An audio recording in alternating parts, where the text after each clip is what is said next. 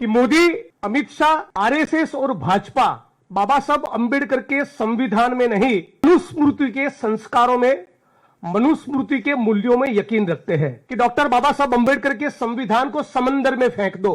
ये लिख भी चुके हैं, भारत का संविधान नहीं मनुस्मृति चाहिए। ये संघ परिवार के लोगों ने बकायदा लिखा हुआ है कि दिल्ली की सड़कों पर संविधान की कॉपी को जलाया गया, कि उनकी रगों में सिंदूर हो न हो, इन संघी भाजपाइयों की रगों में मनुस्मृति की धारा जरूर बहती है। गुजरात की भाजपा सरकार मानो तय कर बैठी है कि दलितों को न्याय नहीं ही देना। यदि बलात्कार का, सामूहिक बलात्कार का शिकार हुई और यदि इस मामले में दर्ज एफआईआर को फाड़ दिया, रिकॉर्ड से डिस्ट्रॉय कर दिया, तो उसकी गुजरात में क्या सजा है? केवल 3,000 रुपए का दंड। आरएसएस के लोगों ने जिस प्रकार से उत्पात मचाया है, जिस प्रकार की मोदी, अमित शाह, भाजपा की राजनीति हम लोगों ने देखी है, जितने भी इस मुल्क में संविधान में मानने वाले लोग हैं, प्रगतिशील विचारधारा से सरोकार रखने वाले लोग हैं, विशेष तौर पे दलित, आदिवासी, ओबीसी समुदाय से आने वाले लोग हैं, उनको इस बात को लेकर कोई कंफ्यूजन नहीं कि मोदी, अमित शाह, आरएसएस और भाजपा बाबा साहब अंबेडकर के संविधान में नहीं, केवल मनुस्मृति के संस्कारों में, मनुस्मृति के मूल्यों में यकीन रखते हैं। पास्ट में वो ये कह भी चुके हैं कि डॉक्टर बाबा साहब अंबेडकर के संविधान को समंदर में फेंक दो। ये लिख भी चुके हैं कि हमें भारत का संविधान नहीं मनुस्मृति चाहिए। ये संघ परिवार के लोगों ने बकायदा लिखा हुआ है। और इसी सोच के कारण पिछले कुछ सालों के दौरान हम लोगों ने देखा कि दिल्ली की सड़कों पर संविधान की कॉपी को जलाया गया। हमने देखा कि किस प्रकार से रोहित वेमुला को आत्महत्या के लिए मजबूर किया गया, जिसको हम सांस्थानिक हत्या कहते हैं। हमने देखा कि किस प्रकार से बलात्कार का शिकार बनी हाथरस की बेटी का शव अंतिम दर्शन के लिए उसके परिवारजनों को नसीब नहीं हुआ। हम लोगों ने देखा किस प्रकार से गुजरात के ऊना में गाड़ी के साथ बांधकर 4 दलित युवकों को तब तक पीटा कि जब तक उनका चमड़ी न उतर जाए। नक्सलाइट बोल के भीमा कोरेगांव के केस में प्रतिबद्ध, कमिटेड, कर्मठ आंबेडकराइट्स को 3-3 साल तक जेलों में डाला। मोदी जी के खिलाफ एक ट्वीट करने पर गुजरात से आसाम 2,500 किलोमीटर की जेल में डालकर महिला पुलिस को मेरे बगल में बिठाकर मॉलेस्टेशन का फर्जी केस करवाया। अंबेडकर नामा चलाने वाले प्रोफेसर रतनलाल जैसे साथियों के ऊपर भी फर्जी मुकदमे हुए। इसी सोच के कारण पार्लियामेंट के मंच से अमित शाह ने भी कहा कि अंबेडकर अंबेडकर अंबेडकर करना आजकल फैशन बन गया है। मानो एक बहुत ही डीप रूटेड कोई घृणा हो, नफरत हो, उस प्रकार के भाव और टोन के साथ अमित शाह ने बाबा साहब अंबेडकर के लिए इस प्रकार के शब्दों का प्रयोग किया था। मतलब कि यह दिखाता है कि उनकी रगों में सिंदूर हो न हो, इन संघी भाजपाइयों की रगों में मनुस्मृति की धारा जरूर बहती है। और यही कारण है कि हम देखते हैं कि बिहार में 11 साल की दलित समाज की बेटी पर बलात्कार होता है। चाकू से उसके गले काटने की, उसके अंगों को काटने की कोशिश होती है। वो जीवन मरण के बीच में तड़प रही है और फिर भी उसको एक बेड नसीब नहीं होता। 5 घंटे तक उसको एम्बुलेंस में बैठे रहना पड़ता है। उसी प्रकार गुजरात के अमरेली जिले में 10 दिन पहले की घटना है। 19 साल के दलित समाज के नीलेश राठौड़ को दौड़ा कर सड़क पे भर चौराहे जातिवादी लोग हाथ में कुल्हाड़ी, डंडे, पाइप, स्टिक्स लेकर दिन दहाड़े उसकी हत्या कर देते हैं। कि 7-8 साल पहले जब ऊना की घटना हुई तब मोदी जी ने कहा था कि मारना है तो मुझे मारो। बड़े नाटकीय अंदाज में कहा था कि मारना है तो मुझे मारो, मेरे दलित भाइयों को मत मारो। आज 8 साल हो गए, भारत के एक एक कोने में, चाहे वो बिहार हो, राजस्थान हो, यूपी हो, मध्य प्रदेश हो या गुजरात हो, जहां से वो आते हैं, एक एक कोने में दलित बहनों के ऊपर, माताओं के ऊपर बलात्कार चालू है, हत्याएं चालू है, उत्पीड़न चालू है, नाली में उतरकर सफाई कर्मियों का गटर में मरना चालू है, छुआछूत जिंदा है, मैनुअल स्केवेंजिंग जिंदा है। तो मोदी जी से सवाल पूछना चाहते कि आपने तो कहा था कि मारना है तो मुझे मारो, मेरे दलित भाइयों पर मत मारो। तो बिहार में, राजस्थान में, यूपी में, पूरे मुल्क में, गुजरात में ये एट्रोसिटीज की जाति के नाम पर, आदिवासियों पर, दलितों के ऊपर जो हिंसा हो रही है, डीएनटीज और मुसलमान पर जो हिंसा हो रही है, वो हिंसा रुकने का नाम क्यों नहीं ले रही। मैं देखा है, लंबे अरसे से सार्वजनिक जीवन में हूं। मोदी जी जब गुजरात के सीएम थे तब, उनके बाद आनंदीबेन पटेल गुजरात की सीएम बनी, विजय रूपाणी साहब गुजरात के सीएम बने, अभी भूपेंद्र पटेल गुजरात के सीएम है। एक भी गुजरात के मुख्यमंत्री को, गुजरात के गृह मंत्री को किसी भी उत्पीड़न के मामले में, जिनके घर किसी बेटी के ऊपर बलात्कार हुआ है, जिनके परिवार के किसी सदस्य का जाति के कारण जातिवादी हिंसा में मर्डर कर गया, हत्या हो गई, ऐसे एक भी परिवार का विजिट पिछले 25 सालों में ऊना को छोड़कर गुजरात के एक भी होम मिनिस्टर ने, एक भी मुख्यमंत्री ने पिछले 25 साल में कभी नहीं किया। यहां तक कि वो संवेदना का ट्वीट करने को तैयार नहीं, न पीड़ित के आंसू पोंछने के तैयार है, न उनको वो आश्वस्त करना चाहते, गारंटी देना चाहते कि आपको न्याय मिलेगा।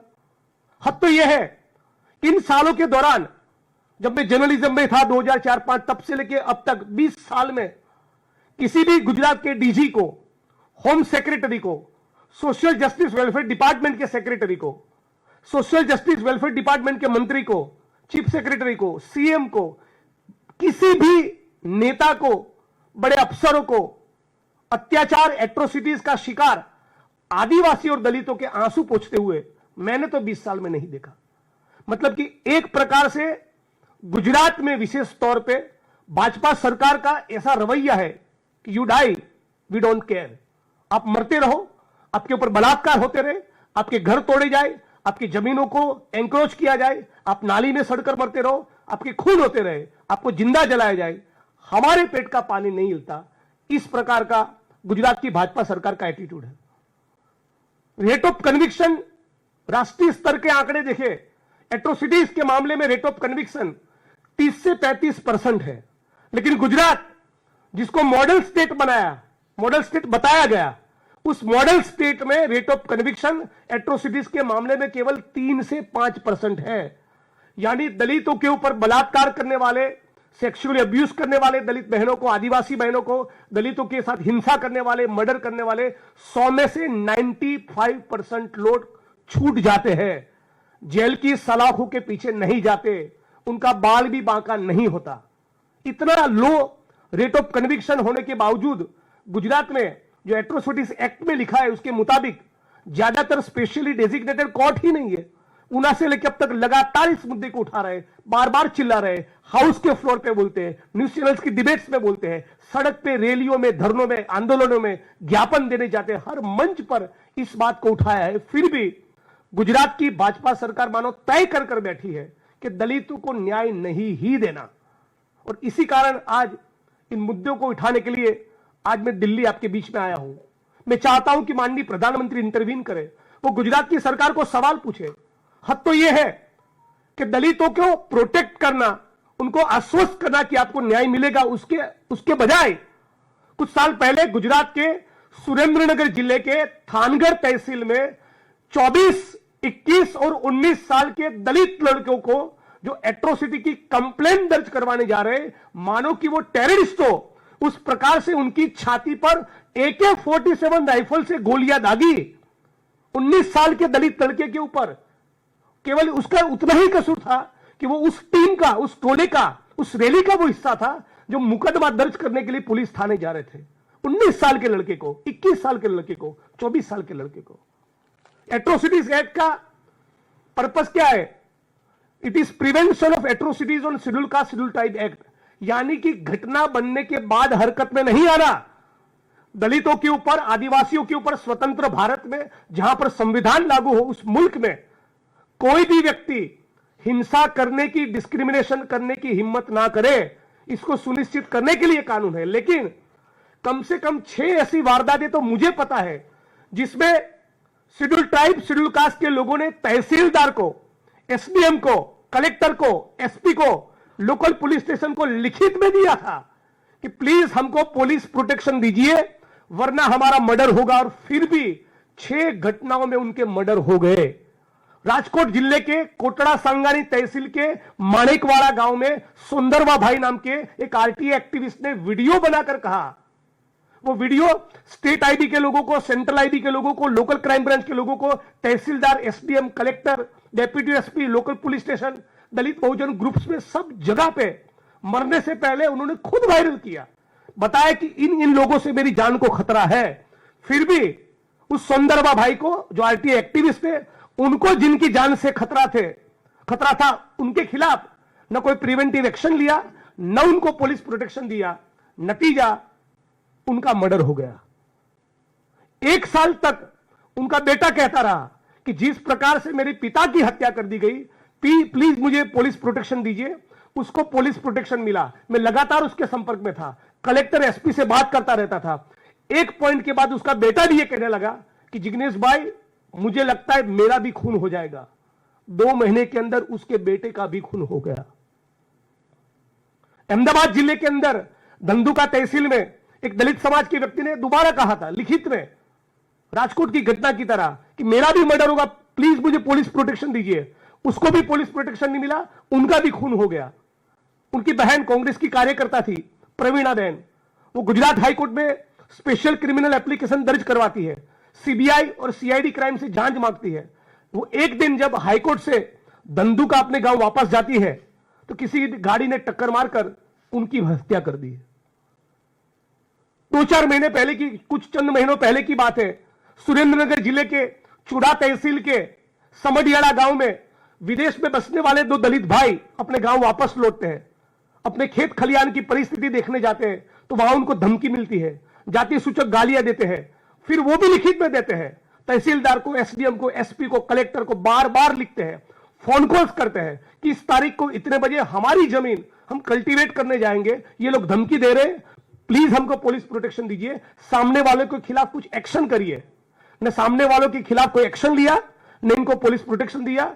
दोनों दलित समाज के दोनों भाइयों का उसी जमीन पर मर्डर हो गया। ऐसी 6 घटनाएं तो मैं खुद उसका मैं साक्षी रहा हूं।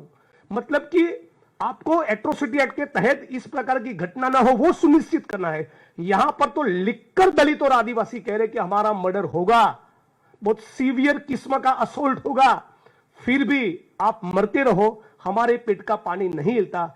इस प्रकार के गुजरात की पुलिस का, प्रशासन का, भाजपा की सरकार का एटीट्यूड हो गया है। एक किस्सा आपके बीच में रखना चाहूंगा। गुजरात के संतरामपुर जिले में 11 दिन तक 8-10 लोगों ने मिलकर शेड्यूल कास्ट की एक लड़की को, दलित महिला को किडनैप करके उसके ऊपर गैंगरेप किया। 11 दिन तक 3 उसमें भाजपा के कार्यकर्ता शामिल थे। बड़ी मुसीबतों के बाद वो लड़की वहां से भागकर पुलिस थाने पहुंचती है। संतरामपुर पुलिस थाने में गैंगरेप की कंप्लेंट दर्ज करवाती है। ऑफेंस दर्ज होता है, मुकदमा दर्ज होता है। लेकिन जैसा ही वो भाजपा के कार्यकर्ताओं को पता चलता है कि गैंगरेप की इस कंप्लेंट में उनका भी नाम है, तो तहसील लेवल की एक महिला कार्यकर्ता को पुलिस थाने भेजकर उस लड़की को वहां से उठवाकर दूसरे तहसील में ले जाकर उसी घटना का, गैंगरेप का दूसरा एफआईआर दर्ज करवाते, उस प्रकार से जिसमें उन भाजपा के 3 नेताओं का नाम नहीं। और पहला जो गैंगरेप का शिकायत दर्ज हुआ था, जिसमें भाजपा के 3 नेताओं का, कार्यकर्ताओं का नाम था, उस एफआईआर को पुलिस सब इंस्पेक्टर और एएसआई मिलकर स्टेशन डायरी के पन्ने के साथ बकायदा फाड़ देते हैं।